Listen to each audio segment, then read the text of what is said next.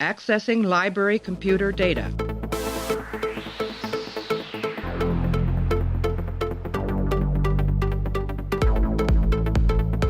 Out there are no saints. Just people. Hey everybody, welcome back to the show. We're continuing our DS9 coverage. We're up to the episode called Profit and Loss. Profit and Loss. It is the second season, 18th episode. First aired on the 20th of March, 1994. This one was written by Flip Cobbler and Cindy Marcus, directed by Robert Weimer. In this one, Quark is reunited with a lost Cardassian love, but he learns that she is a member of the Cardassian Underground. We're joined by Modi to talk about this one. Modi, how are you? I'm doing great. How are you? Not too bad. Not too bad. We're fiddling our way through less than a perfect recording setup right now. I think you've got your phone out. You're recording with multiple headsets. But I think we're ready. I think we're ready to. I just need like Quark ears so I can like fit more headsets on my head. I think that's not bad. Yeah, and it's like a horrible storm outside here right now. So if the recording stops, we'll try to mesh it back up as best we can. But I think perfect. We're ready to. I think storminess is a part of Casablanca, right? I haven't seen Casablanca in a long time. But anyway, let's play an audio clip, and we'll come back and we'll break down why I mentioned Casablanca. I tell you what, I'll give you 20. 20? How uncharacteristically generous for a Ferengi. Just one businessman trying to help out another. I figure we have to stick together. Well, this is the latest style on my home world. Do you like it? I'm no expert in Cardassian fashions. What do you think? Oh, I don't know. It's been so long since I've had a Cardassian customer. Then you're in luck. There's some on board the station right now. Now that you mention it, I think your lady friend might find this style very appealing. You're old friends, aren't you? You're very perceptive for a Cardassian. It would have been hard to miss the way you were looking at her. It would have been hard to miss the way you were looking at her. Personally, I find this style a bit too radical. But your friend seems the sort who appreciates that kind of thing. Different tastes for different people. Nothing wrong with that, is there? Oh, you'd be surprised how detrimental a poor choice of fashion can be. Take this dress. It may be all the rage now, but in a very short time, it can become tiresome, an affront to the eyes. Certain people might even think it's objectionable. And then, nothing but rags. Okay, so Casablanca. This episode is basically Casablanca, except it was watered down a little bit. Modi, are you familiar with Casablanca? Have you seen it recently? Oh, for sure. Yeah, I've seen it a few times. Yeah. Okay, so you would.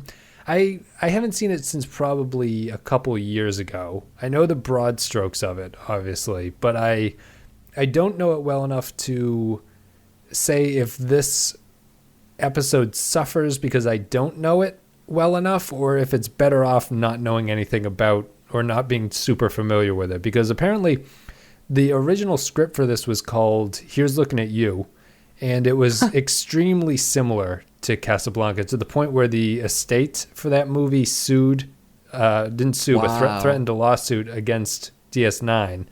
And I feel that the episode, I think this episode is okay. We're kind of coasting into a point of season 2 where things are like, the show knows how to pull off an average episode when it needs to.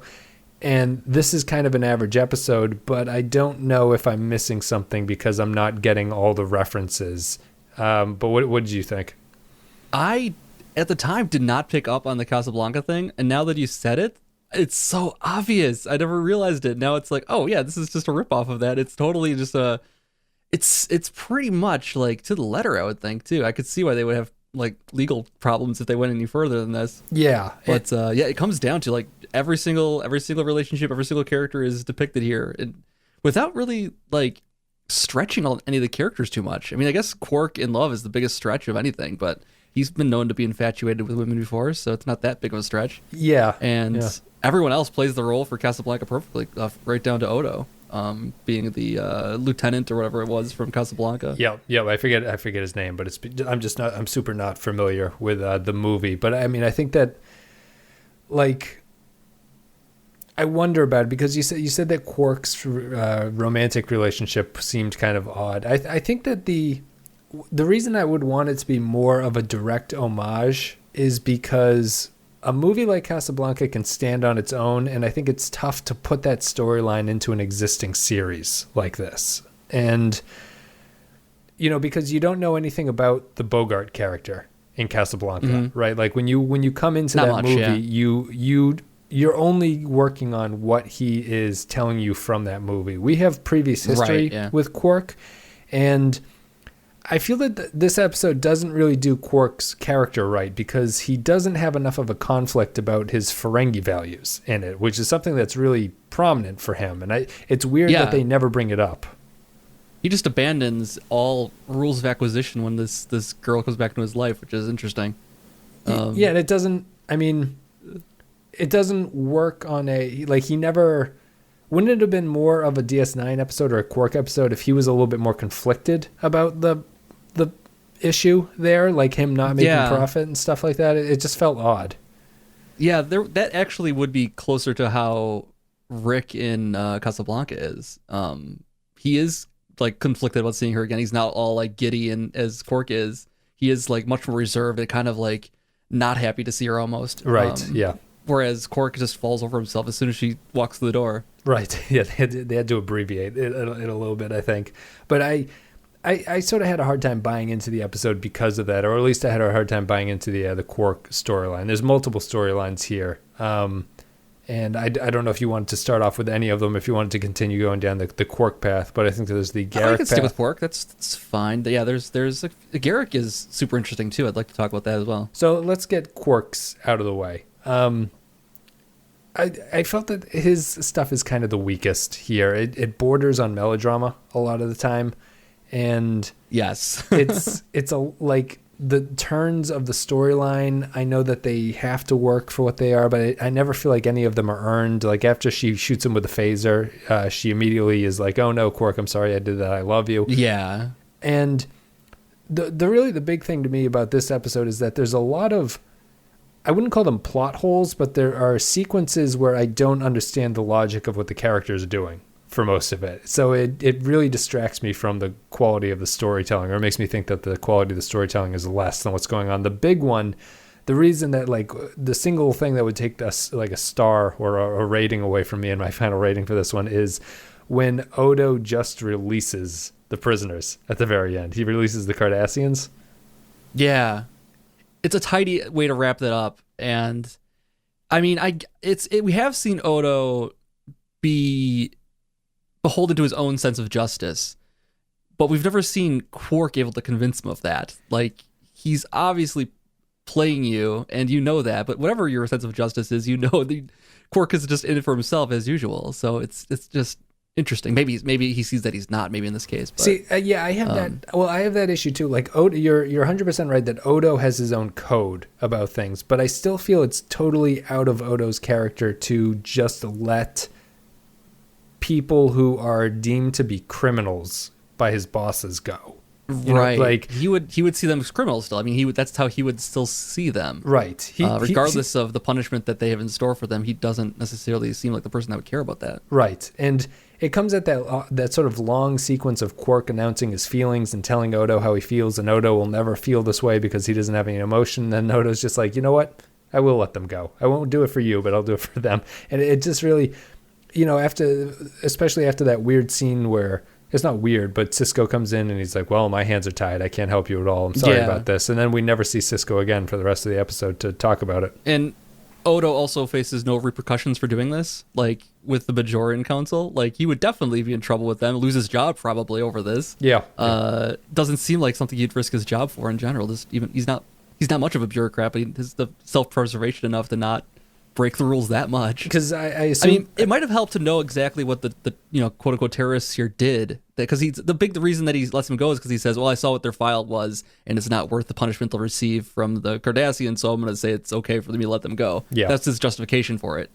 They seem to just be political. Maybe if we knew what they did. Yeah, they seem to just be political prisoners, basically. Or, but I think you're right about the.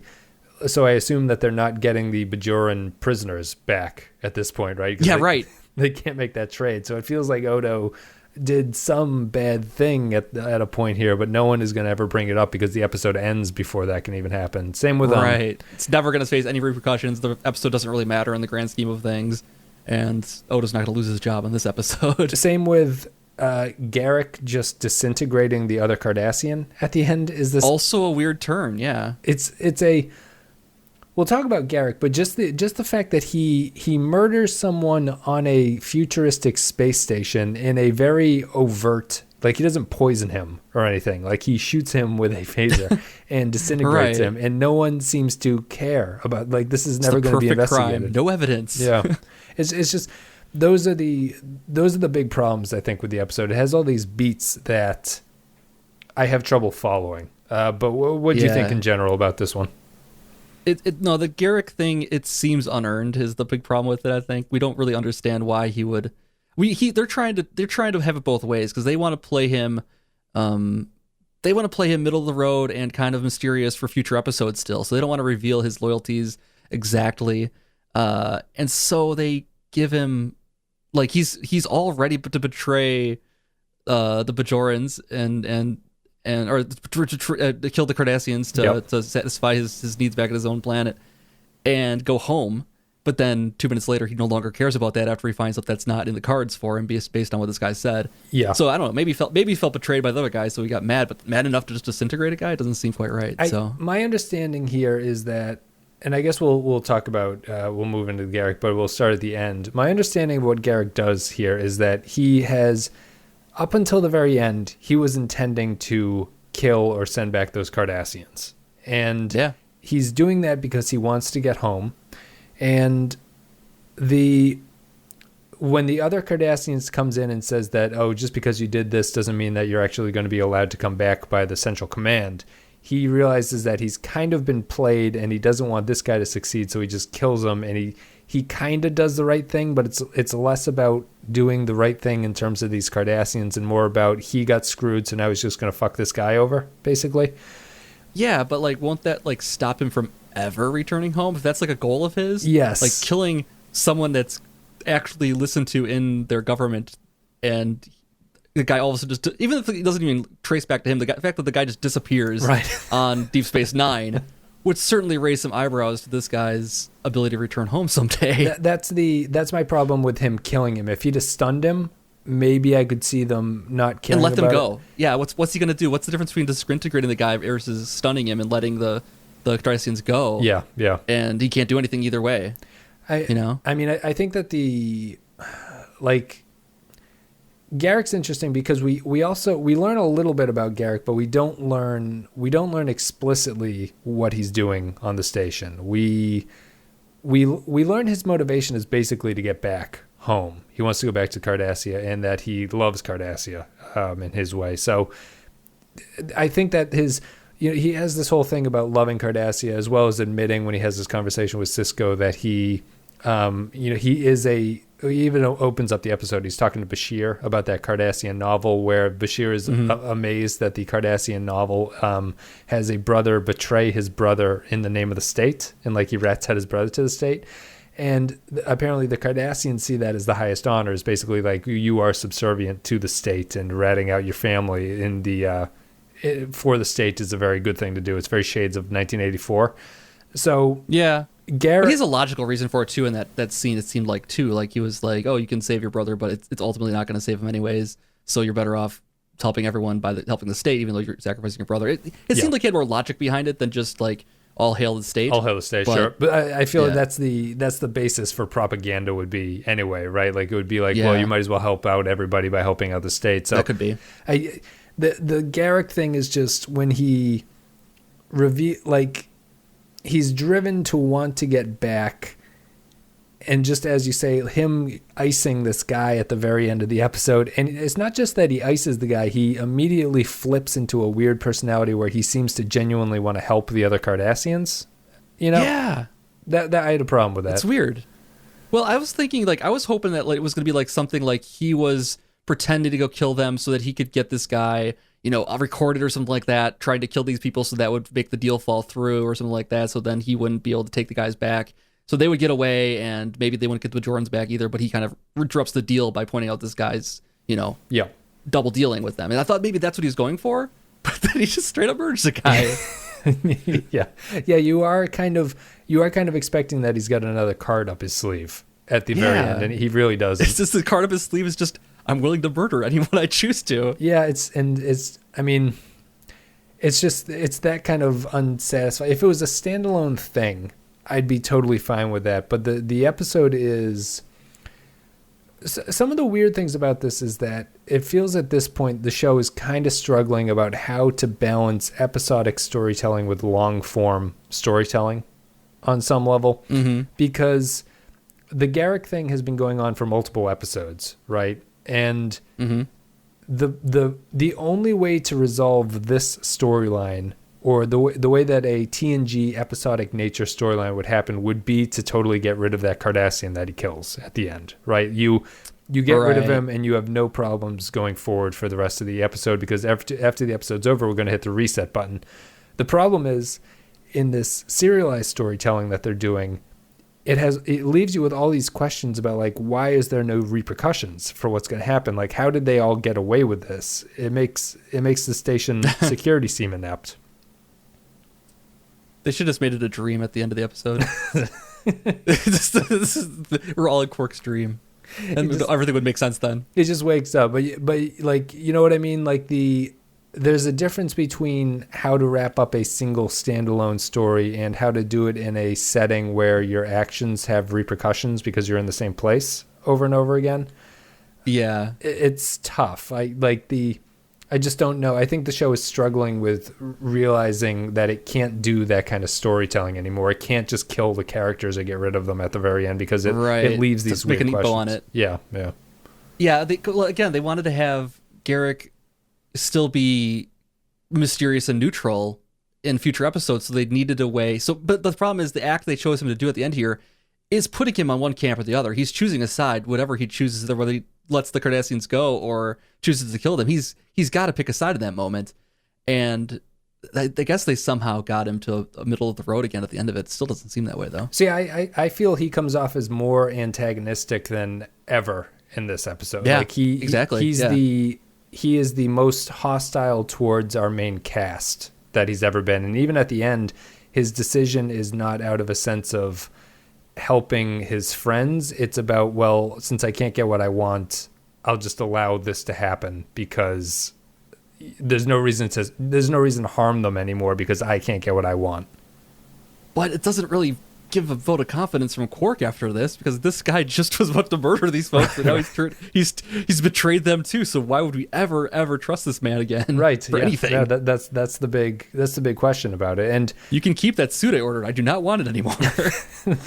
And I guess let's finish that too. So Garak and the Cardassian intrigue are the most interesting aspects of this episode to me. Mm-hmm. It's the stuff that ties into the back story of what's going on in the series at this point. It is the stuff that feels like it belongs in the show, as opposed to the Quark stuff, which I don't feel belongs in the series and doesn't make a lot of sense to me. But what do you think of Garak so far? I don't know if you've seen many episodes with him. This might be my first or second only that has him in it, and I really liked him in the scene where he's talking about the radical styles of clothing to Quark, and I like the subtlety there. It was almost like too subtle the way he was talking to Quark, and I enjoyed that scene. As far as I think that they can have a character like this now that is, you know, speaking in covert codes, and metaphors. He's funny. Like I agree with you. Like, his character adds a level of shading to language in the show that is interesting. It sort of runs into a problem when every time he talks or tells a story, you know that he's not talking about what he's talking about on some level. Yeah. So it's weird. It's nice that they're allowed to get a little bit flowery with their language, but like, do you feel that Quark was picking up what he was putting down, or do you think that Quark was just kind of getting the hint of what was going on? Because my interpretation was that Quark was picking up everything and totally understood what he was talking about, which feels a little bit off. If you want a character like Garak who's going to talk mysteriously like this, I feel that the characters can't immediately be on his level with him.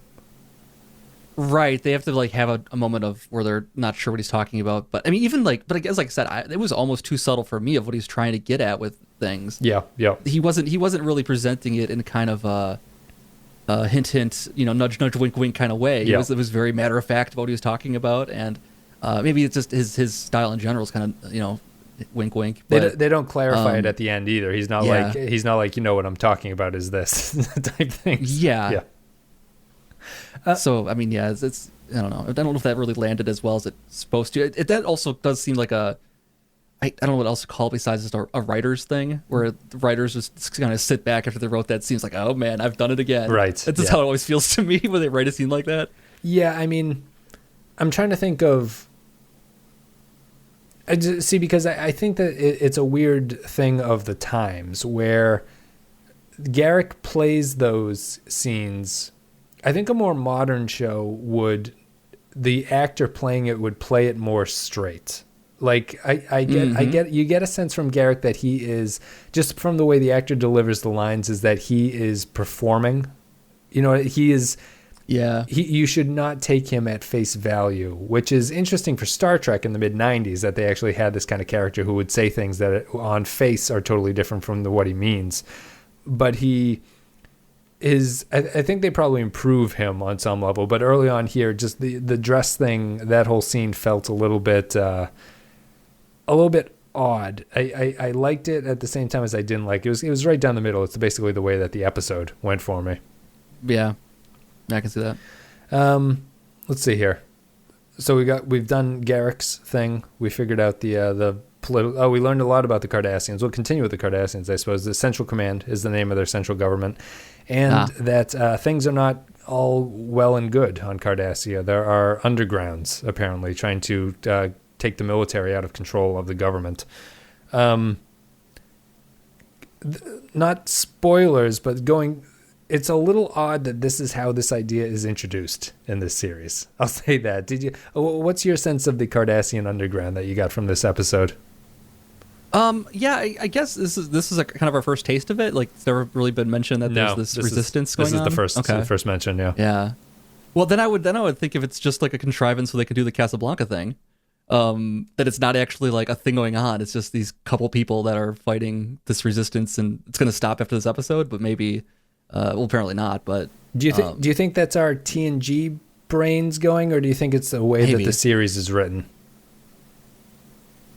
It might just be my expectation based on other Star Trek. Yeah, that could be it. Yeah. I mean, I'm kind of mixed about it because I don't know if they intend to keep these things going at this point. They're kind of moving into the series far enough where I feel like they should be aware that these are things that they want to continue, but they bring them up in such. This woman never comes back, right? This female Cardassian. Yeah. So right. That is odd to me. Like if you were to modernize this, wouldn't this woman would become a key figure, like a key recurring character who shows up every once in a while?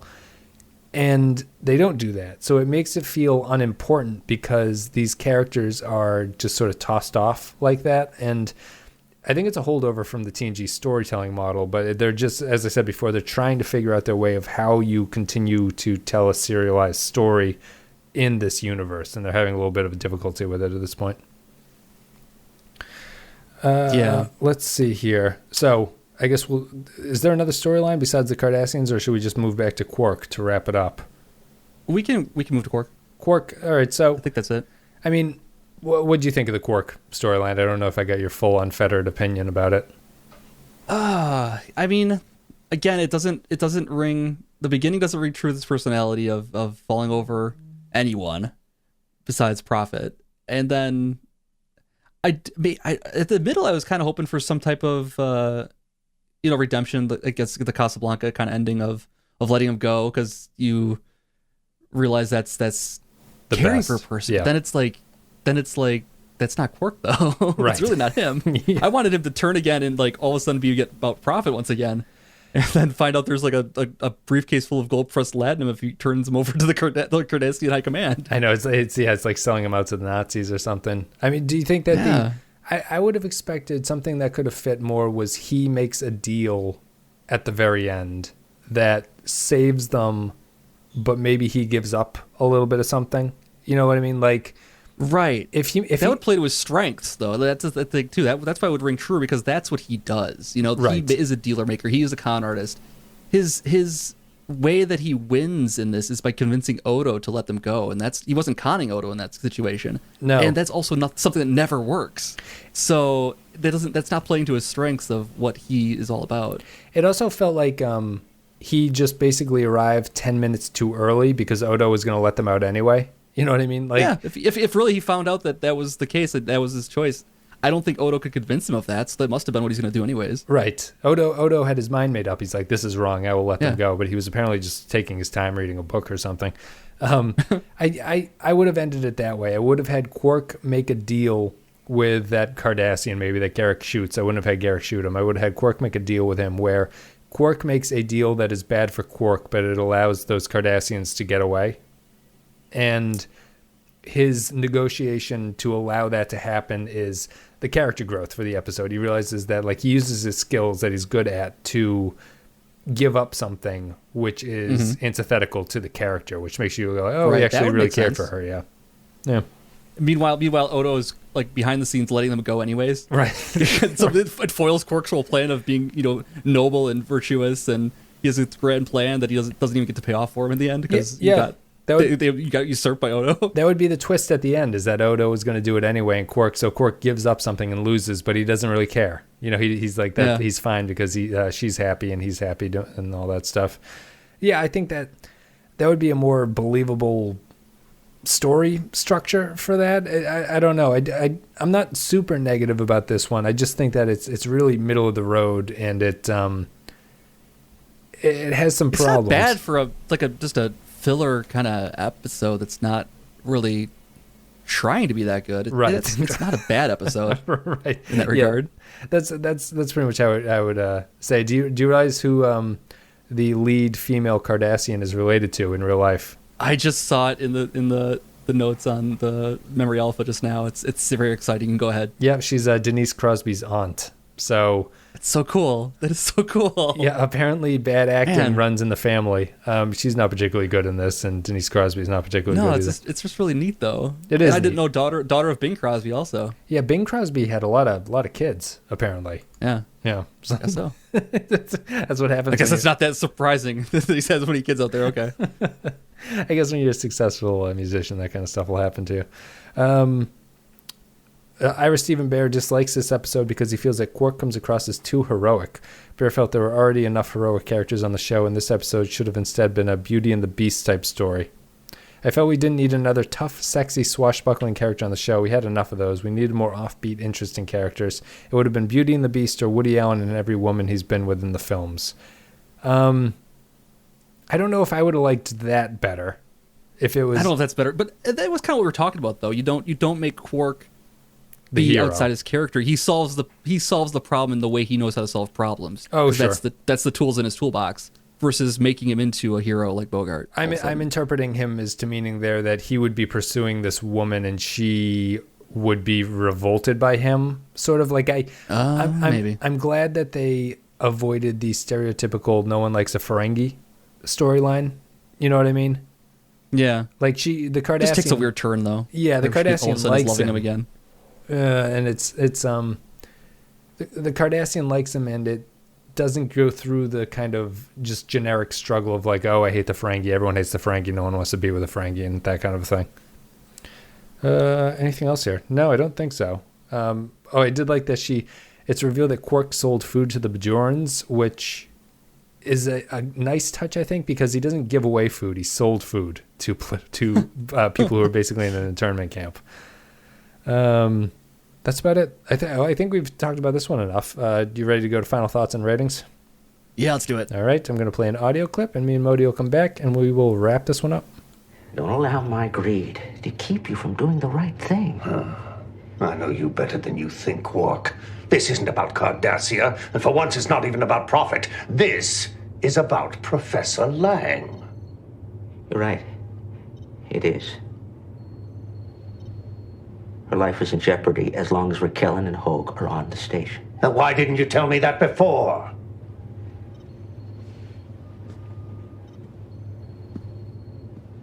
What was I supposed to say? that I love her, that I would do anything for her, that without her, my life would be meaningless. Sure, I could say those things, but what good would it do? How could I expect you to understand? You've never had those feelings. You don't know what it means to really care about another person. You've never been in love. You've got all the emotions of a stone. No offense. All right, so we'll go to patron thoughts first, I suppose. I forgot to mention that. So if you guys are supporters of the show on patreon.com/the File, you get to leave thoughts about upcoming episodes. They get read on the podcast. We only have 2. Not many people had thoughts about Profit and Loss, I guess. Stephen Cobb says, amazing back and forth with Garak and Quark in the tailor shop. It really illustrates Garak's character and how fluid his alliances are. Best line. So all I have to do is wait for Cardassia to become a free and democratic society. Yes. I mean, it does illustrate how fluid Garak's alliances are. That's kind of a trope of the DS9 characters. Odo is a similar way. Like, Odo will never just blindly follow the side that he's aligned with. He will go with whatever he thinks is morally correct to do. Mm-hmm. Kyle Barrett says, Profit and Loss, Cardassian politics? Sign me up. Garak's past gets teased while he ponders a moral quandary? You betcha. A Quark love story? Oh, God, no. Even though it leads to some good scenes with Garak and Odo, I just don't buy that Quark would feel this way about Natima and the romance falls flat, especially when the scene in which they profess their love with each other contains such lines as, you painted my face with honey, which I have to guess which I have to guess is some disgusting sexual euphemism. The episode has the opposite problem of most season 2 episodes. It has a successful story but flawed character work. Interesting. That's a good point, Kyle. I forgot all about the honey face thing. That's a weird line. And then he's like, and a butterfly flew and it stuck to your face. It's like, what the? And its wings were beating faster than my heart. It's like that. God. Oh, man. Okay. What do you think is the total... I've just lowered my rating for this episode again. The total number of relationships that the Star Trek writers room has had, I would put the over-under at 3.5, I think. It's like the wings were beating faster than my heart as the butterfly was stuck to your face. What the hell is that? And then he painted her face with honey. That's the thing people do, guys, right? You guys have been into with the person, right? That's what people do, right? It's way too sexually loaded. You cannot write that line and have people deliver that and feel anything but sorrow for the actress who has to say that line. It's so sticky. Honey, really? That's terrible. I do like honey. Honey is something I've grown. To eat, absolutely. It's delicious. To paint I with. do not want to touch it any more than my mouth. Not something you want to paint with. No. That's pretty much it. So only the 2 patron feedback about Profit and Loss. Not a particularly interesting episode, apparently, according to people. So, Modi, what are you going to give this one on our 1 to 5 scale? I am going to give it a 2 because it's a watchable episode. It's just not a very good episode. Interesting. And, it's not trying to be good, but it's I haven't given a 2 out yet. This is my 2. I'm going to give it a 3. It's like a weak 3. I had a lot of problems with it, but it's not catastrophic. It's really just I watch it all the way through. It held my attention while it was going on, but I don't think you really walk away from this one going like, wow, that's something to remember, or wow, that was so terrible, I need to forget it. It's right in that middle ground. Yeah, there's a lot worse ways it could have gone, and there were some bad ways it did go, but overall it's But whatever. Also we got some good Garak stuff out of it. Yeah, Garak is good. Odo's good. Trade-offs. Those kind of conversations are good. So more of that. Guys, thank you very much for listening. You can check out all the social media links if you enjoy the content. There's Facebook and Twitter, blah, blah, blah. You can go to Discord. We have a Discord server now, which is popping. There's probably 30 people in there maybe, but a couple lurkers, but there's some active conversation, so that's good. You can get the Discord app, or you can click on the link in the video description if you want to go and join the chat over there. Patreon.com/the Pensky File. If you want to support the show, you go there. A couple $1 a month, you get extra podcasts, you get extra access, you get vlogs, you get blah blah blah, you get stuff basically, and you can leave your thoughts about upcoming episodes. And then last but not least, if you are the captain tier on Patreon, let me click over there, you get your name read as a little shout out at the end of the episode. So I will do that now. Thanks very much to Vincent Adultman, Stephen Cobb, Eric Johnson, Nathan Elliott, Ewan Tibbetts, Decker Sebastiani, Neil Brennan, Carrier Mobility, Doug Valkamp, Michael Pond, Bradley Killens, Rune Vendler, Jay Stanley, Mike Burnett, Matthew Ross, Ben Douglas, Kyle Barrett, Joint Mango, Tarek Latif. Guys, thank you very much. You helped the show go. There would be no DS9 podcast episodes, except for Patreon. That's the only reason that we're actually doing this. I would have stopped at TNG if this was an operation that was basically coming out of the kindness of my heart. But you guys make it all possible. Modi, thanks very much for coming on. Anytime. I don't know if we have any non sequiturs. I was just my only thing is I was sitting with my kid on my lap. He woke up and was a little cranky from his nap. So we normally don't let him watch TV or YouTube, but I just put on a YouTube thing and I searched for like kid ball pit. And I've read about kid YouTube before, but I've never really delved into it. And wow. It is a whole side of YouTube I was unaware of. I can't believe it's crazy. I can't believe the views that some of these insane. Simple videos have. I'm thinking you're seeing the same ones. I've seen this guy. He has like 4 different channels. All of them get like 15 million views a month. And it's just like the most ridiculous stuff. The guy annoys the crap out of me. But I got to respect what he does because, my God.